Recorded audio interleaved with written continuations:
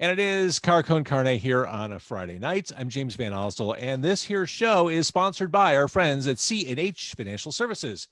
Business owners are, well, they're figuring things out. They're finding their way around this new normal brought on by the coronavirus, and C&H Financial Services is here to help. They offer a variety of products, ranging from traditional merchant accounts to a zero-cost payment processing solution, which eliminates the expense associated with accepting Visa, MasterCard, Discover, and American Express as a form of customer payment.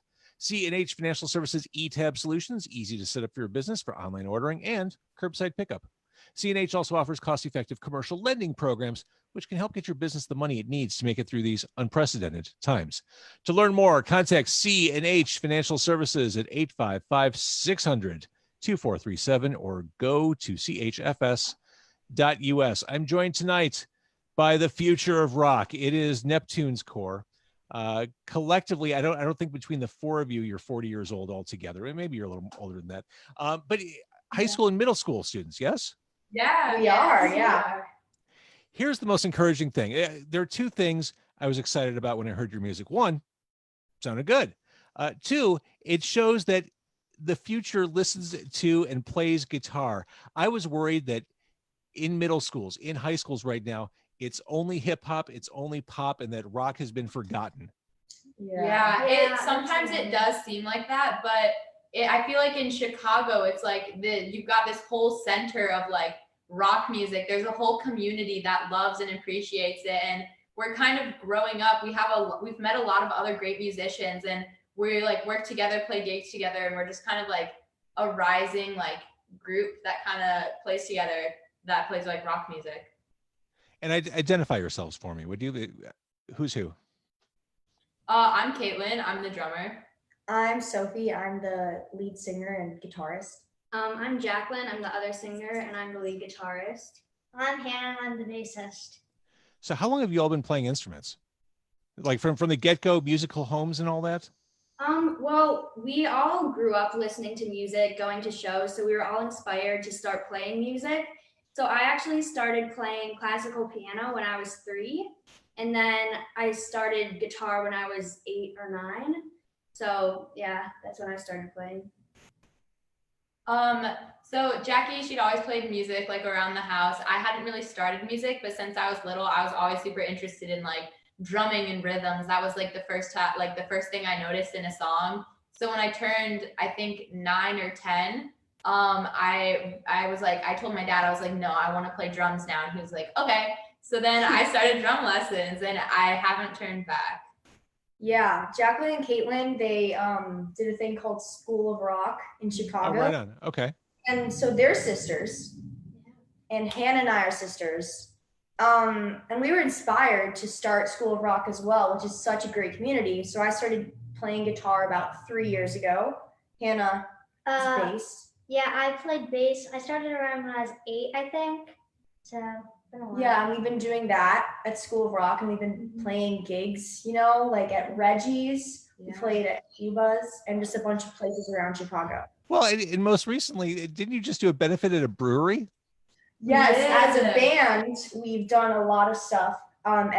We've done one at Burning Bush Brewery recently. Yeah. It was like right outside on the river, beautiful weather, and it was a benefit for my block, my hood, my city. And so we were able to raise pretty much $2,000, $200 for them, and $2,000 would be great. We're getting it, but $200 for now. Right.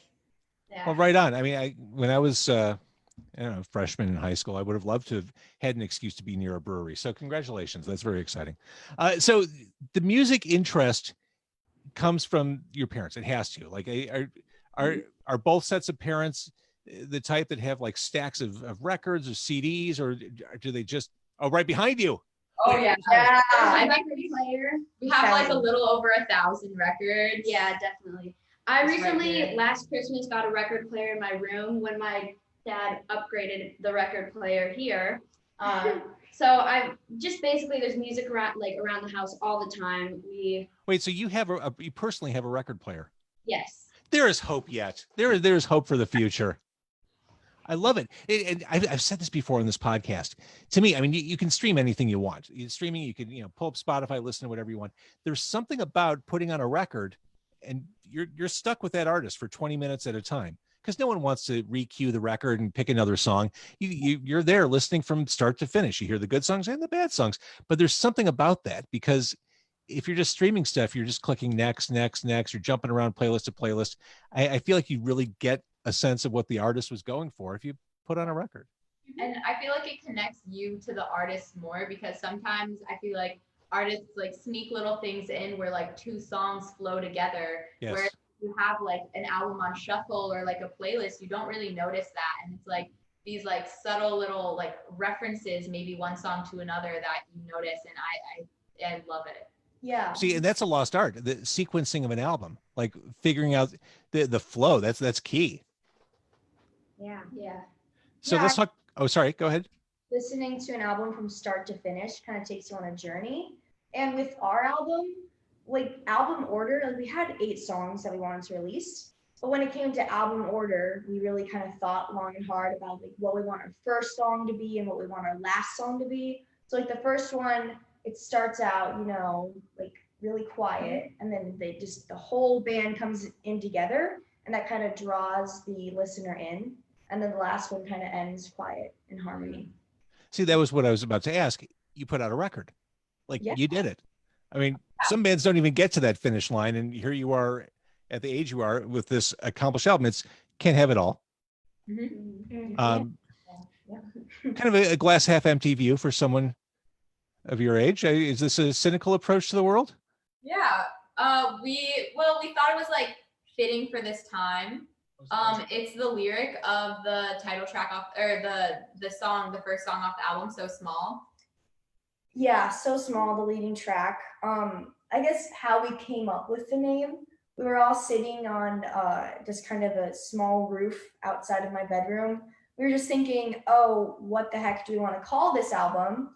And then we thought to ourselves, like, what's it about? It's about kind of, I guess, teenage angst and what we're going through, because we're all around, teenage years, some younger. Wait, are you angsty? A little, we Yeah. are pretty angsty. Quarantine, we've gotten to, feel the angst, I guess. But we were just like, oh, So Small, the central theme is that you can't have it all. Like no one's perfect. You can't have it all. So we were just like, oh, let's call it that. And it just kind of came to us. Mm-hmm.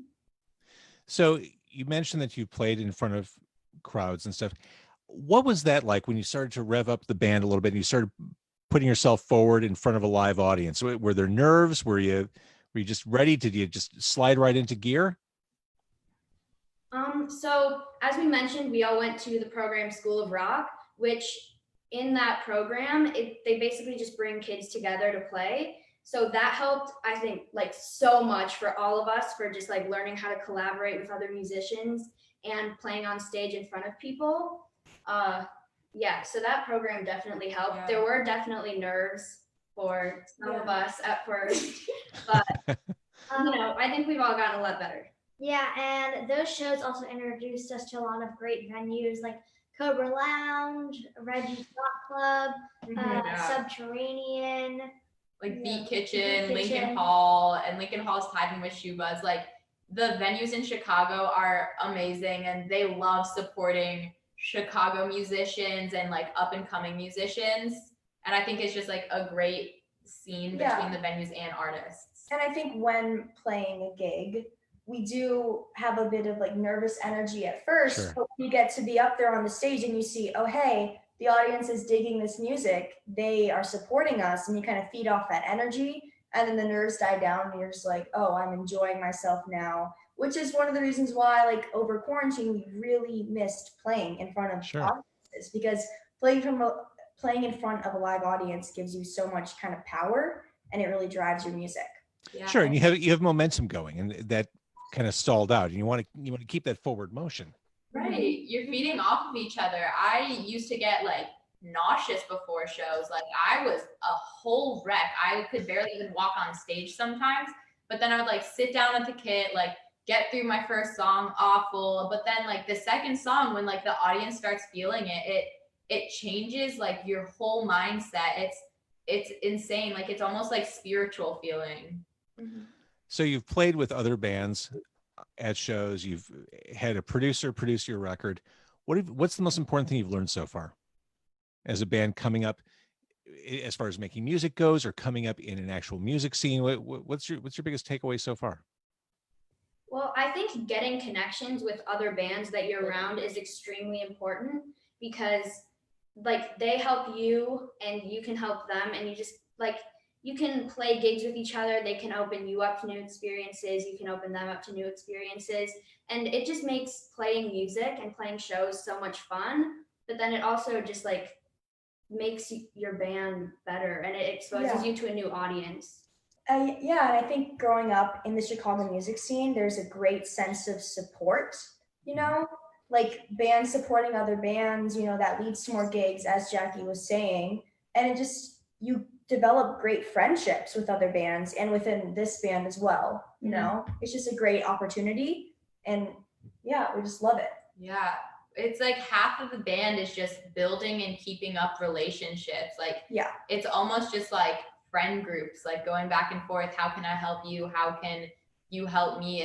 It's great. And the Chicago music scene, I think, is so good with that. So like bigger bands who have like are a little bit more established, like Twin Peaks and Ohm and White Mystery, who are all out of Chicago, have been so extremely like helpful and supportive, like not only in general in Chicago, but even with us, and just like helping us out personally. I think it's really great. And eventually I know we all want to be able to like be that mentor for someone else someday.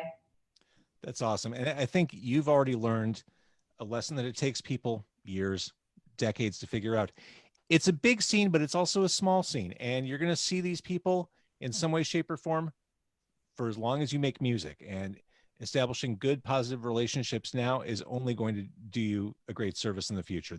There's no point in being a prima donna. There's no point in being a jerk. You're all doing this for the same goals, making music. Awesome. All right. So the album is available, streamable everywhere. Pretty much. Yeah. It is called Can't Have It All. You Are Neptunes Core. I mean, I'm going to warn you, the history of rock and roll is littered with horror stories about siblings who start bands together. Time and again, it doesn't end well. So build a nice relationship now, and then you'll be good to go. You don't want to be the Black Crowes. You don't want to be Oasis. You don't want to be the Kinks. You don't want to be Space Hog. I could go on. Be kind and respectful, and you'll go far. Always. Could not agree more. Yes. All right. The future is bright. Thank you for doing this. I'm optimistic. People play guitars at the high school age now. They play in rock bands. Hell yes. Sorry. Heck yeah. Very nice to meet you all. Very nice to meet you as well. Thank you for having us. Thank you.